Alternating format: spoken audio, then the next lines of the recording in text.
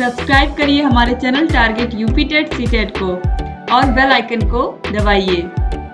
Hello friends, मैं रेनू स्वागत करती हूँ आप सभी भावी अध्यापक एवं अध्यापिकाओं का आपके अपने channel target UP TET CTET में।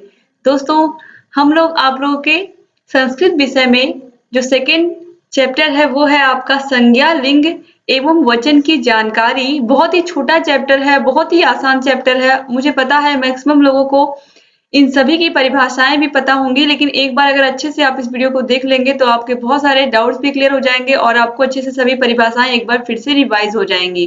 दोस्तों, रिवीजन क्लासेस आप लोगों के लिए बहुत महत्वपूर्ण होती हैं। आप लोग इन वीडियोस को अच्छे से देखा करिए, क्योंकि इसी से आपको पता चलेगा कि आपकी तैयारी कितनी बेहतर है आपके एग्जाम के लिए। तो ध्यान से पूरा इस वीडियो को देखिएगा और आपको जहां कहीं भी कोई समस्या होगी कमेंट बॉक्स में कमेंट करना बिल्कुल मत भूलिएगा। इससे पहले की वीडियोस अगर आपने नहीं देखा है तो उसका लिंक आपको डिस्क्रिप्शन बॉक्स में मिल जाएगा, आसानी से आप उन वीडियोस को देख सकते हैं। तो चलिए अब स्टार्ट करते हैं अति लघु उत्तरीय क्वेश्चंस को। देखिए यहाँ पर दोस्तों क्वेश्चन नंबर 16 है। अति लघु उत्तरीय क्वेश्चंस क्वेश्चन नंबर 16 से ही स्टार्ट हुए हैं। क्वेश्चन नंबर 16 कह रहा है संज्ञा किसे कहते हैं। दोस्तों, संज्ञा एक सिंपल सी परिभाषा अगर मैं बताऊं तो आप इतना ही अगर आप लिख देते हैं एग्जाम में तो भी सही माना जाएगा। किसी भी व्यक्ति, वस्तु, स्थान के नाम को संज्ञा कहते हैं। ठीक है, बस इतना ही अगर आप एग्जाम में लिख देंगे तो भी आपको पूरे मार्क्स मिलेंगे। अब यहाँ पर देखिए, किसी प्राणी, व्यक्ति, वस्तु, स्थान, गुण, जाति या भाव, दशा आदि के भाव को हम संज्ञा कहते हैं। दोस्तों, कभी भी किसी भी चीज को आप रटने की कोशिश मत किया करिए। जब आप एग्जाम में जाते हैं तो आपको रटी हुई चीजें काम नहीं आती हैं। आपने जो चीजें समझी हैं आपको वही चीजें काम आती हैं। तो इसलिए आप लोग किसी भी परिभाषा को, कोई भी चीज रटने की कोशिश मत किया करिए। बस जब किसी का कथन हो, किसी का स्टेटमेंट हो तो उसको आपको ध्यान में अपने रखना पड़ता है, क्योंकि स्टेटमेंट जो होते हैं वो किसी पर्टिकुलर किसी मनोविज्ञानी के द्वारा कहे गए होते हैं, तो उसको आपको याद करना पड़ सकता है। लेकिन यहाँ पर अगर मैं बात करूं किसी क्वेश्चन के आंसर को, तो रटने की जरूरत नहीं है। बस इजी वे में खाली आप उसका मीनिंग समझ लीजिए अच्छे से। अब इसके बाद देखिए क्वेश्चन नंबर 17 है संज्ञा के कितने भेद होते हैं। तो दोस्तों, संज्ञा के 5 भेद होते हैं, आप सभी लोग को पता है। व्यक्तिवाचक संज्ञा, जातिवाचक संज्ञा, भाववाचक संज्ञा, समूहवाचक संज्ञा और द्रव्यवाचक संज्ञा। इसके बाद क्वेश्चन नंबर 18 है व्यक्तिवाचक संज्ञा किसे कहते हैं, उदाहरण सहित स्पष्ट कीजिए। वे शब्द जिनसे किसी व्यक्ति विशेष, प्राणी विशेष, स्थान विशेष या वस्तु विशेष का बोध होता है उन्हें हम व्यक्तिवाचक संज्ञा कहते हैं। अगर इसके एग्जाम्पल की बात करें दोस्तों, तो किसी के भी नाम को, यानी कि राम, कृष्ण, मोहन, गोपाल, और किसी व्यक्ति विशेष के नाम को या फिर किसी नगर के नाम को, जैसे दिल्ली हुआ, कानपुर हुआ, मेरठ हुआ, इस तरीके से। और इसके अलावा किसी वस्तु का नाम जैसे गिलास, कटोरी, मेज, कुर्सी। ठीक है, तो इन सभी को क्या कहेंगे हम, व्यक्तिवाचक संज्ञा कहेंगे। इसके बाद आगे बढ़ते हैं। क्वेश्चन नंबर 19 है व्यक्तिवाचक संज्ञा के उदाहरण दीजिए।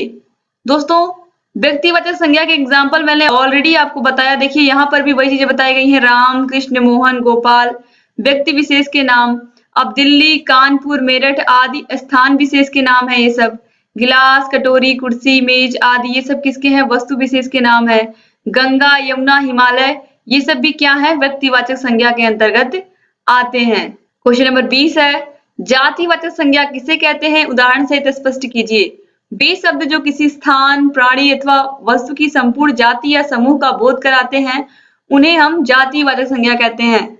वह वस्तु जो किसी वस्तु की संपूर्ण जाति का बोध कराते हैं, जैसे कि मनुष्य। अब मनुष्य में राम है, कृष्ण है, मोहन है, गीता है, सीता है, जितने भी पर्टिकुलर यहाँ पर पृथ्वी पर जितने भी मानव है सबका कोई ना कोई नाम है ना, लेकिन यहाँ पर हमने उसको क्या शब्द दे दिया, केवल एक मनुष्य या मानव। तो इस तरीके से यहाँ पर हमने क्या यूज किया, संपूर्ण मानव के लिए सिर्फ और सिर्फ मनुष्य शब्द यूज किया। अब इसमें सभी लोग इंक्लूड हो गए, चाहे कोई आदमी हो, औरत हो, सभी लोग ह्यूमन है, मानव है, आपको पता है। अब देखिए नदियां भी बहुत सारी हैं, गंगा, यमुना, सरस्वती, गंगोत्री, नर्मदा, ताप्ती, कृष्णा, कावेरी। तो यहाँ पर देखिए स्पेशली केवल नदी की बात हो रही है, तो नदी के अंदर ये सारी नदियां आ जाएंगी जितनी भी हैं। तो जो नदी शब्द है ये क्या कर रहा है, ये सभी नदियों को रिप्रेजेंटेटिव है, सभी नदियों का क्या है, रिप्रेजेंटेटिव है। यानी कि इसको हम सभी मतलब नॉर्मली हम नदी कह सकते हैं। कोई भी नदी है, किसी उसका कोई भी नाम है, लेकिन वो क्या है, नदी है पहले। इसी तरीके से नगर, अब नगर में चाहे दिल्ली है, मुंबई है, कोलकाता है, चेन्नई है, लखनऊ है, इलाहाबाद है, ये सभी क्या है? नगर हैं। ठीक है, तो यहाँ पर केवल नगर शब्द उनको दे दिया गया। ये क्या कर रहे हैं? ये संपूर्ण जाति का, अपने पूरे समूह का बोध कराते हैं। पर्वत, पर्वतों में भी मैंने आपको एग्जाम्पल के थ्रू समझाया था कि पर्वत कोई भी हो, चाहे माउंट एवरेस्ट हो, चाहे कंचनजंगा हो, ये सब क्या है? इन सबको पर्टिकुलर, इनकी संपूर्ण जाति को कौन बताता है? पर्वत। इसी तरीके से बर्तन, बर्तन में गिलास, कटोरी, बहुत सारी चीजें, चम्मच, ये सब चीजें आती हैं, लेकिन उनको रिप्रेजेंट कौन करता है? बर्तन। इसी तरीके से पशु है, पक्षी है, लड़का है, कुत्ता है, गाय, घोड़ा, भैंस, बकरी, स्त्री, गांव आदि, ये सभी क्या है? जातिवाचक संज्ञा, क्योंकि ये अपनी पूरी संपूर्ण जाति को बताते हैं। ये अपनी पूरी संपूर्ण जाति को बताते हैं। क्वेश्चन नंबर 21 है, भाववाचक संज्ञा किसे कहते हैं? दोस्तों, आप सभी को अच्छे से मैंने समझाया था जब मैंने आप लोग को बहुविकल्पी क्वेश्चंस करवाए थे कि किसी भी व्यक्ति के गुण, दोष, दशा, स्वभाव आदि का जिससे बोध होता है उसे हम भाववाचक संज्ञा कहते हैं। अब किसी का गुण कैसा है, कोई व्यक्ति अच्छा है, बुरा है, स्वभाव में कैसा है, आप उसको दिखाई तो नहीं देगा। अगर आप किसी व्यक्ति से मिलते हैं तो उसके अंदर क्या अच्छाइयां हैं, क्या कमियां आपको दिखेंगी तो नहीं। जब तक आप जब तक आप उस व्यक्ति से बार बार नहीं मिलेंगे या उसकी कमियों अच्छाइयों को नहीं जान पाएंगे, तब तक आप कैसे कह सकते हैं कि वो व्यक्ति बहुत ही अच्छा है। तो यहाँ पर दोस्तों समझाने का एक ही उद्देश्य है कि चाहे गुण हो, दोष हो, दशा हो, स्वभाव हो, ये सब चीजें दिखाई नहीं देती हैं। ये सब चीजें क्या है? सिर्फ आप इनको महसूस कर सकते हो। तो यहाँ पर इन्हें ही हम क्या कहते हैं? भाववाचक संज्ञा कहते हैं। अब देखिए, अब भाववाचक संज्ञा का एग्जाम्पल पूछा है प्रश्न संख्या 22 में, तो इसी में हम देख लेते हैं एग्जाम्पल में। देखिए क्या कह रहा है, क्वेश्चन कह रहा है भाववाचक संज्ञा का उदाहरण बताइए। तो भाववाचक संज्ञा के उदाहरण है ईमानदारी, सच्चाई, वीरता, जवानी, लड़कपन, बुढ़ापा, प्रसन्नता, घृणा, नाराजगी, गरीबी, अमीरी, गर्मी, सर्दी। तो गर्मी और सर्दी आपको कैसे पता चलता है? आपको एहसास होता है ना कि हमें गर्मी लग रही है, सर्दी लग रही है। ठीक है, ये सब चीजें क्या है? आपको एहसास होती हैं। अब यहाँ पर देखिए, ईमानदारी और सच्चाई दिखती नहीं है, ये तो व्यक्ति के अंदर, व्यक्ति का गुण होता है ना कि कौन सा व्यक्ति ईमानदार है, कौन सा व्यक्ति सच्चा है, कौन सा व्यक्ति वीर है। तो ये सभी चीजें क्या है? ये सभी चीजें व्यक्ति के गुण हैं, दोष हैं, दशा है, स्वभाव है। अब हम आगे बढ़ते हैं। क्वेश्चन नंबर 23 है, समूहवाचक संज्ञा किसे कहते हैं? वे शब्द जो किसी समूह या समुदाय का बोध कराते हैं वो समूहवाचक संज्ञा कहलाते हैं। अब समूहवाचक संज्ञा के 4 एग्जाम्पल बताइए। ये है क्वेश्चन नंबर 24। तो आपको एग्जाम्पल बताने हैं समूहवाचक संज्ञा के। तो इसमें देखिए, समूहवाचक संज्ञा के 4 उदाहरण: भीड़, जुलूस, सेना, खेल। समूहवाचक संज्ञा में क्या होता है? किसी समूह या समुदाय का ये पूरा बोध कराते हैं। जैसे भीड़ है तो भीड़ में कौन होगा? मनुष्य ही तो होंगे ढेर सारे। इसी तरीके से जुलूस में भी क्या होगा? किसी भी प्रकार का जुलूस निकल रहा है उसमें भी मनुष्य ही होंगे। सेना है, सेना पर्टिकुलर उस सेना में जो लोग सिलेक्ट होकर के आए होंगे, चाहे वो बीएसएफ हो, चाहे वो सीआरपीएफ हो, ये सभी जवान क्या है? इनकी एक टुकड़ी होती है उस सेना की, तो उसमें बहुत सारे सैनिकों का समूह होता है। इसी तरीके से खेल है, खेल भी समूह में ही खेले जाते हैं, ये भी आपको पता है। तो इस तरीके से इनको हम किस में रखते हैं? समूहवाचक संज्ञा के अंतर्गत रखते हैं। अब क्वेश्चन नंबर 25 है, द्रव्यवाचक संज्ञा किसे कहते हैं? दोस्तों, जो शब्द किसी द्रव्य पदार्थ, धातु आदि का बोध कराते हैं उन्हें हम द्रव्यवाचक संज्ञा कहते हैं। उदाहरण के लिए स्टील, दूध, घी, लकड़ी, सोना, चांदी आदि। यानी कि जो द्रव्यवाचक संज्ञा होता है ये क्या होता है? कोई द्रव्य पदार्थ, धातु, ये सब चीजें इसके अंतर्गत आती हैं। तो इसमें यहाँ पर आप देखिए, चाहे स्टील है, ये क्या है? ये सब धातु है, दूध है, द्रव्य है, घी है, द्रव और ठोस दोनों में होता है घी। तो ये क्या है? पदार्थ ही है। लकड़ी भी पदार्थ है। सोना, चांदी, ये सब क्या है? धातुएं हैं। तो इस तरीके की चीजें किसमें आती हैं? द्रव्यवाचक संज्ञा के अंतर्गत आती हैं। क्वेश्चन नंबर 26 है, संस्कृत भाषा में लिंग के कितने भेद होते हैं? दोस्तों, मैंने आपको जब बहुविकल्पी क्वेश्चन पढ़ाए थे उसमें अच्छे से आपको समझाया था कि संस्कृत भाषा में लिंग और वचन दोनों ही 3 प्रकार के होते हैं। लिंग 3 प्रकार के होते हैं। कौन कौन से होते हैं? स्त्रीलिंग, पुल्लिंग और नपुंसक लिंग। और वचन जो होते हैं वो भी 3 ही होते हैं, एक वचन, द्विवचन और बहुवचन। तो यहाँ पर देखिए, क्वेश्चन नंबर 27 है, संज्ञा और सर्वनाम के जिस रूप से किसी व्यक्ति, वस्तु तथा स्थान के स्त्री या पुरुषवाचक होने का बोध होता है उसे क्या कहते हैं? दोस्तों, उसे हम कहते हैं लिंग। यानी कि जो लिंग होता है वो यही बताता है कि किसी की जाति क्या है, वो स्त्रीलिंग है, पुल्लिंग है या फिर नपुंसक लिंग है। तो संज्ञा और सर्वनाम के जिस भी रूप से किसी व्यक्ति के, वस्तु के या स्थान के स्त्री या पुरुषवाचक होने का बोध होता है उसे ही हम लिंग कहते हैं। अब इसके बाद क्वेश्चन नंबर 28 है, निम्नलिखित शब्दों में पुल्लिंग, स्त्रीलिंग और नपुंसक लिंग शब्दों को अलग अलग सूची बनाइए। यहाँ पर आप देखिए कैसे इनका अलग अलग सूची बनाया गया है। देखिए पुल्लिंग, स्त्रीलिंग और नपुंसक लिंग शब्दों की अलग अलग सूची बनानी है। अब दोस्तों यहाँ पर देखिए उन शब्दों को पहले लिखना चाहिए था इस तरीके से, लेकिन यहाँ पर उन शब्दों को लिखा नहीं गया है। तो यहाँ पर आपको क्या करना है, यहाँ पर दोस्तों आपको यहाँ पर लर्न कर लेना है कि इसमें देखिए हिमालय किस चीज में आता है, पुल्लिंग में आता है, सागर पुल्लिंग होता है, राजन तो राजा होते हैं, तो स्वाभाविक सी बात है पुल्लिंग होंगे। अब स्त्रीलिंग में देखिए गंगा, नदी, वधु, ये सब स्त्रीलिंग में आते हैं।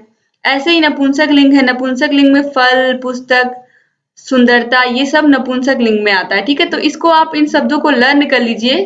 अब दोस्तों इससे आगे बढ़ते हैं। क्वेश्चन नंबर 29 है, गणेशाय शब्द का संस्कृत में प्रयोग कीजिए। दोस्तों गणेशाय शब्द को आप प्रयोग कर सकते हैं, गणेशाय नमः या श्री गणेशाय नमः भी आप लिख सकते हैं। इसके बाद क्वेश्चन नंबर 30 है, अकारांत पुल्लिंग क्या होता है?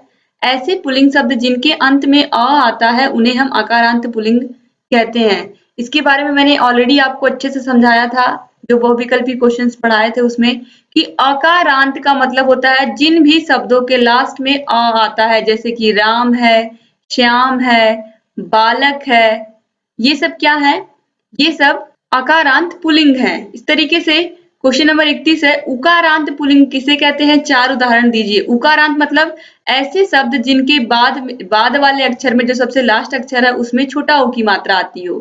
तो ऐसे पुल्लिंग शब्द जिसके अंत में ऊ आता है उन्हें हम उकारांत पुल्लिंग कहते हैं, जैसे कि गुरु, भानु, साधु, शंभु, विष्णु। आप देखिए सबके लास्ट वाले अक्षर में क्या लगा है?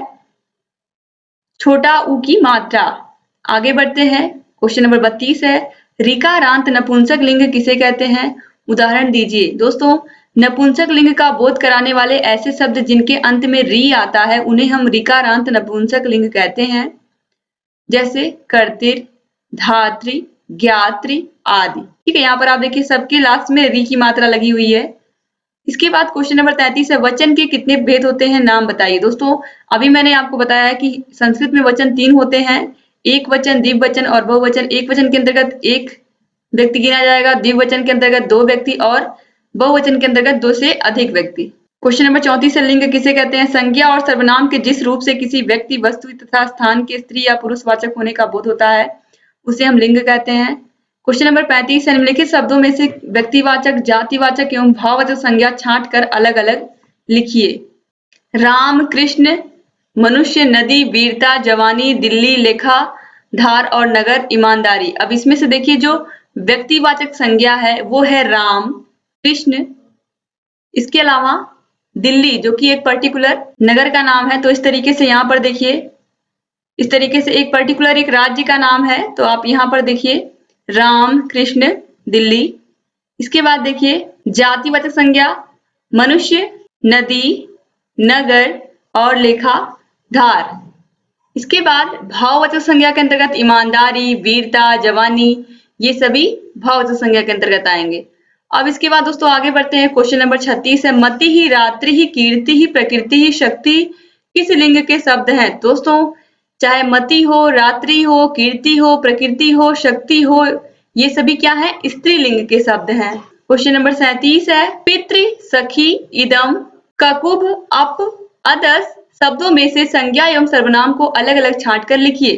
संज्ञा एवं सर्वनाम की सूची अलग अलग यहाँ पर देखिए, पितृ और सखी ये संज्ञा है, बाकी यहाँ पर इदम, ककुभ, अप, अदस ये सब क्या है? सर्वनाम है। तो दोस्तों इस तरीके से यहाँ पर आपको सभी अतिलघुत्री क्वेश्चंस हमने आपके सेकेंड चैप्टर के करवा दिए हैं आपके संस्कृत विषय में। उम्मीद करती हूँ कि ये वीडियो आपको अच्छा लगा होगा। अगर वीडियो अच्छा लगा तो प्लीज वीडियो को लाइक कर दीजिए और आपके जितने भी फ्रेंड्स हैं सबको इस वीडियो को शेयर कर दीजिए। दोस्तों चाहे आपके फ्रेंड्स का व्हाट्सएप ग्रुप हो, कॉलेज का कोई ग्रुप हो, और फेसबुक पर जहां पर भी आपको लगे कि इसकी जरूरत है इस वीडियो की, वहां पर जरूर शेयर कर दीजिए।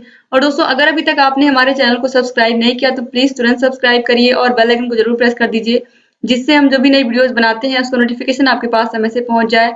और आपको अगर सभी सब्जेक्ट के क्लासेस की टाइम चाहिए तो इसके लिए आप हमारे टेलीग्राम चैनल से जरूर जुड़ जाइए। टेलीग्राम चैनल पर आपको कौन सा विषय कब किस समय पर आता है पूरी जानकारी मिल जाएगी। टेलीग्राम चैनल का लिंक आपको इस वीडियो के नीचे डिस्क्रिप्शन बॉक्स में मिल जाएगा। इसके अलावा टेलीग्राम ऐप पर आप target UP TET CTET search करके भी वहां से भी हमारे चैनल से जुड़ सकते हैं। और दोस्तों, जितने भी इम्पोर्टेंट वीडियोस हम लोगों ने बनाए हैं सभी विषयों के प्लेलिस्ट की लिंक इस वीडियो के नीचे डिस्क्रिप्शन बॉक्स में मिल जाएगी। आसानी से आप सभी वीडियोस को देख सकते हैं और जहां कहीं भी कोई समस्या है कमेंट बॉक्स में कमेंट करके हमसे पूछ सकते हैं। तो एक बार फिर से आप सभी का बहुत बहुत धन्यवाद दोस्तों। मिलते हैं नेक्स्ट वीडियो में, तब तक अपना ख्याल रखिएगा। जय हिंद।